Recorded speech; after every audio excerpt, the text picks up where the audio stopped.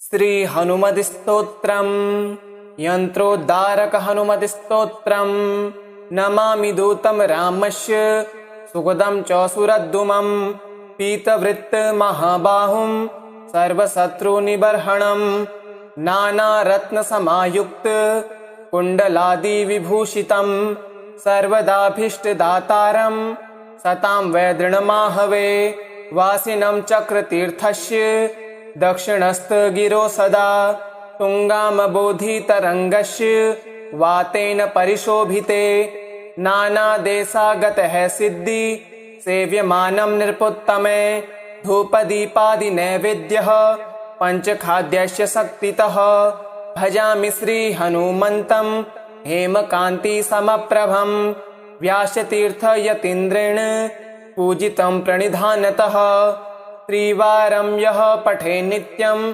स्तोत्रं भक्त्यादिजोत्तमः वाञ्छिते लभतेऽभीष्टं षण्मासाभयन्तरे खलु पुत्रार्थी लभते पुत्रं यशोर्थी लभते यशः विद्यार्थी लभते विद्यां धनार्थी लभते धनं सर्वथा ममास्तु सन्देहो हरिः साक्षी जगत्पतिः यः करोति यत्र सन्देहं स याति निर्यं ध्रुवं नमामि दूतं रामस्य सुखदं च सुरद्रुमं पीतवृत्त महाबाहुं सर्वशत्रुनिबर्हणं नानारत्नसमायुक्त कुण्डलादिविभूषितं सर्वदाभीष्टदातारं सतां वैदृणमाहवे वासिनं चक्रतीर्थस्य दक्षिणस्थगिरो सदा तुङ्गामबोधितरङ्गस्य वातेन परिशोभिते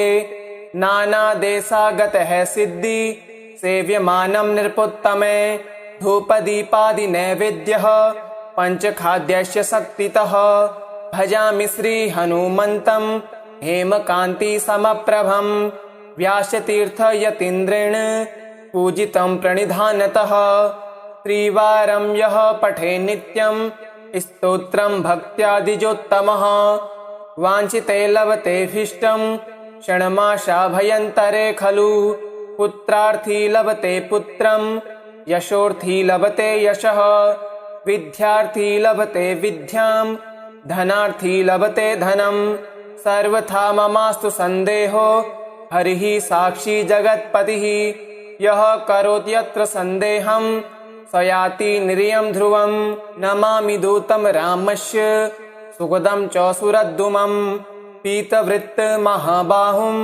सर्वशत्रुनिबर्हणं नानारत्नसमायुक्त कुण्डलादिविभूषितं सर्वदाभीष्टदातारं सतां वैदृणमाहवे वासिनं चक्रतीर्थस्य दक्षिणस्थगिरो सदा तुङ्गामबोधितरङ्गस्य वातेन परिशोभिते नानादेशागतः सिद्धि सेव्यमानं नृपोत्तमे धूपदीपादिनैवेद्यः पञ्चखाद्यस्य शक्तितः भजामि श्रीहनुमन्तं हेमकान्तिसमप्रभं व्यासतीर्थयतीन्द्रेण पूजितं प्रणिधानतः त्रिवारं यः पठे नित्यं स्तोत्रं भक्त्यादिजोत्तमः वाञ्छिते लभतेऽभीष्टं षण्मासाभयन्तरे खलु पुत्रार्थी लभते पुत्रं यशोर्थी लभते यशः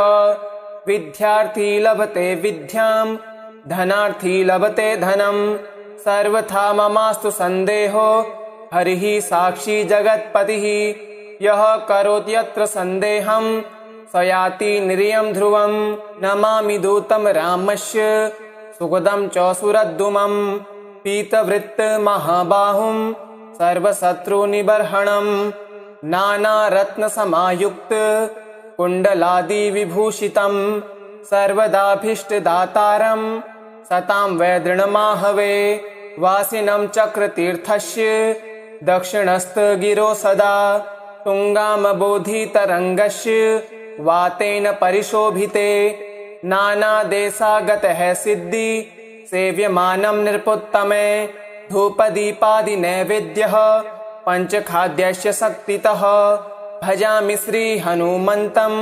हेमकान्तिसमप्रभं व्यासतीर्थ यतीन्द्रेण पूजितं प्रणिधानतः। त्रिवारं यः पठे नित्यं स्तोत्रं भक्त्यादिजोत्तमः वाञ्छिते लभतेऽभीष्टं षण्मासाभयन्तरे खलु। पुत्रार्थी लभते पुत्रं यशोर्थी लभते यशः विद्यार्थी लभते विद्यां धनार्थी लभते धनं। सर्वथा ममास्तु सन्देहो हरिः साक्षी जगत्पतिः।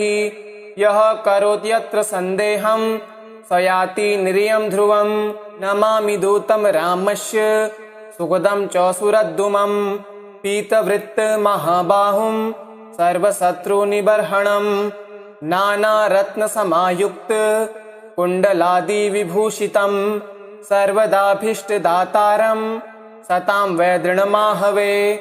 वासिनं चक्रतीर्थस्य दक्षिणस्थगिरो सदा तुङ्गामबोधितरङ्गस्य वातेन परिशोभिते। नानादेशागतः सिद्धि सेव्यमानं नृपोत्तमे धूपदीपादिनैवेद्यः पञ्चखाद्यस्य शक्तितः। भजामि श्रीहनुमन्तं हेमकान्तिसमप्रभं व्यासतीर्थ यतीन्द्रेण पूजितं प्रणिधानतः। त्रिवारं यः पठे नित्यं स्तोत्रं भक्त्यादिजोत्तमः वाञ्छिते लभतेऽभीष्टं षण्मासाभयन्तरे खलु। पुत्रार्थी लभते पुत्रं यशोर्थी लभते यशः विद्यार्थी लभते विद्यां धनार्थी लभते धनं। सर्वथा ममास्तु सन्देहो हरिः साक्षी जगत्पतिः। यः करोति यत्र सन्देहं स याति निर्यं ध्रुवं। नमामि दूतं रामस्य सुखदं च सुरद्रुमं पीतवृत्तमहाबाहुं सर्वशत्रुनिबर्हणं नानारत्नसमायुक्त कुण्डलादिविभूषितं सर्वदाभीष्टदातारं सतां वैदृणमाहवे। वासिनं चक्रतीर्थस्य दक्षिणस्थगिरो सदा तुङ्गामबोधितरङ्गस्य वातेन परिशोभिते। नानादेशागतः सिद्धि सेव्यमानं नृपोत्तमे धूपदीपादिनैवेद्यः पञ्चखाद्यस्य शक्तितः। भजामि श्रीहनुमन्तं हेमकान्तिसमप्रभं व्यासतीर्थ यतीन्द्रेण पूजितं प्रणिधानतः। त्रिवारं यः पठे नित्यं स्तोत्रं भक्त्यादिजोत्तमः वाञ्छिते लभतेऽभीष्टं षण्मासाभयन्तरे खलु। पुत्रार्थी लभते पुत्रं यशोर्थी लभते यशः विद्यार्थी लभते विद्यां धनार्थी लभते धनं। सर्वथा ममास्तु सन्देहो हरिः साक्षी जगत्पतिः। यः करोति यत्र सन्देहं स याति निर्यं ध्रुवं।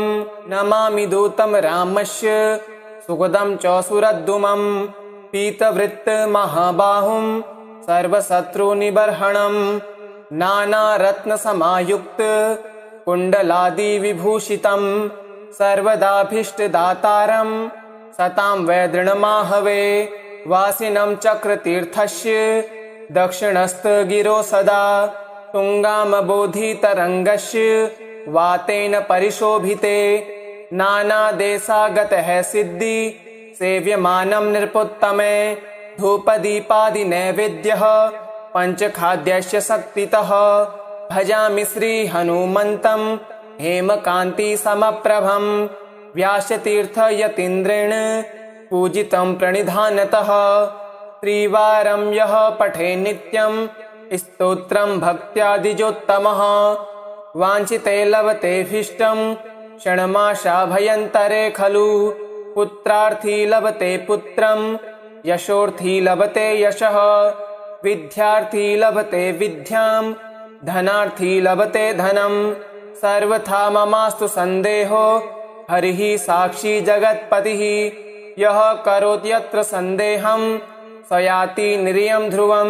नमामि दूतं रामस्य सुखदं च सुरद्रुमं पीतवृत्तमहाबाहुं सर्वशत्रुनिबर्हणं नानारत्नसमायुक्त कुण्डलादिविभूषितं सर्वदाभीष्टदातारं सतां वै दृढमाहवे वासिनं चक्रतीर्थस्य दक्षिणस्थगिरो सदा तुङ्गामबोधितरङ्गस्य वातेन परिशोभिते नानादेशागतः सिद्धि सेव्यमानं नृपोत्तमे धूपदीपादिनैवेद्यः पञ्चखाद्यस्य शक्तितः भजामि श्रीहनुमन्तं हेमकान्तिसमप्रभं व्यासतीर्थयतीन्द्रेण पूजितं प्रणिधानतः त्रिवारं यः पठे नित्यं स्तोत्रं भक्त्यादिजोत्तमः वाञ्छिते लभतेऽभीष्टं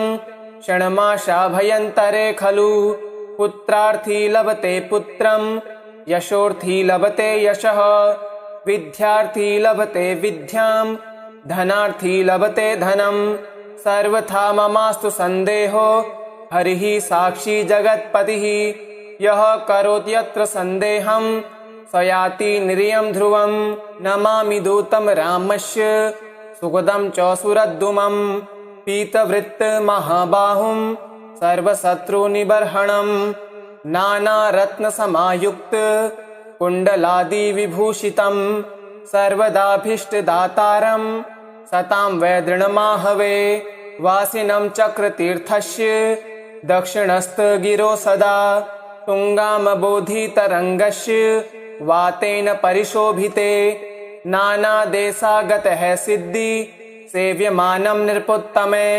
धूपदीपादिनैवेद्यः पञ्चखाद्यस्य शक्तितः भजामि श्रीहनुमन्तं हेमकान्तिसमप्रभं व्यासतीर्थयतीन्द्रेण पूजितं प्रणिधानतः त्रिवारं यः पठे नित्यं स्तोत्रं भक्त्यादिजोत्तमः वाञ्छिते लभतेऽभीष्टं षण्मासाभयन्तरे खलु पुत्रार्थी लभते पुत्रं यशोर्थी लभते यशः विद्यार्थी लभते विद्यां धनार्थी लभते धनं सर्वथा ममास्तु सन्देहो हरिः साक्षी जगत्पतिः यः करोत्यत्र सन्देहं स याति निर्यं ध्रुवं नमामि दूतं रामस्य सुखदं च सुरद्दुमं पीतवृत्तमहाबाहुं सर्वशत्रुनिबर्हणं नानारत्नसमायुक्त कुण्डलादिविभूषितं सर्वदाभीष्टदातारं सतां वै दृढमाहवे वासिनं चक्रतीर्थस्य दक्षिणस्थगिरो सदा तुङ्गामबोधितरङ्गस्य वातेन परिशोभिते नानादेशागतः सिद्धि सेव्यमानं नृपोत्तमे धूपदीपादिनैवेद्यः पञ्चखाद्यस्य शक्तितः भजामि श्रीहनुमन्तं हेमकान्तिसमप्रभं व्यासतीर्थयतीन्द्रेण पूजितं प्रणिधानतः त्रिवारं यः पठे नित्यं स्तोत्रं भक्त्यादिजोत्तमः वाञ्छिते लभतेऽभीष्टं षण्मासाभयन्तरे खलु पुत्रार्थी लभते पुत्रं यशोर्थी लभते यशः विद्यार्थी लभते विद्यां धनार्थी लभते धनं सर्वथा ममास्तु सन्देहो हरिः साक्षी जगत्पतिः यः करोत्यत्र सन्देहं स याति निर्यं ध्रुवं नमामि दूतं रामस्य सुखदं च सुरद्दुमं पीतवृत्तमहाबाहुं सर्वशत्रुनिबर्हणं नानारत्नसमायुक्त कुण्डलादिविभूषितं सर्वदाभीष्टदातारं सतां वै दृढमाहवे वासिनं चक्रतीर्थस्य दक्षिणस्थगिरो सदा तुङ्गामबोधितरङ्गस्य वातेन परिशोभिते नानादेशागतः सिद्धि सेव्यमानं नृपोत्तमे धूपदीपादिनैवेद्यः पञ्चखाद्यस्य शक्तितः भजामि श्रीहनुमन्तं हेमकान्तिसमप्रभं व्यासतीर्थयतीन्द्रेण पूजितं प्रणिधानतः त्रिवारं यः पठे नित्यं स्तोत्रं भक्त्यादिजोत्तमः वाञ्छिते लभतेऽभीष्टं षण्मासाभयन्तरे खलु पुत्रार्थी लभते पुत्रं यशोर्थी लभते यशः, विद्यार्थी लभते विद्यां, धनार्थी लभते धनं। सर्वथा ममास्तु सन्देहो, हरिः साक्षी जगत्पतिः। यः करोति यत्र सन्देहं, स याति निर्यं ध्रुवम्। इति श्री व्यासतीर्थ विरचितं श्री हनुमति स्तोत्रम् सम्पूर्णम्।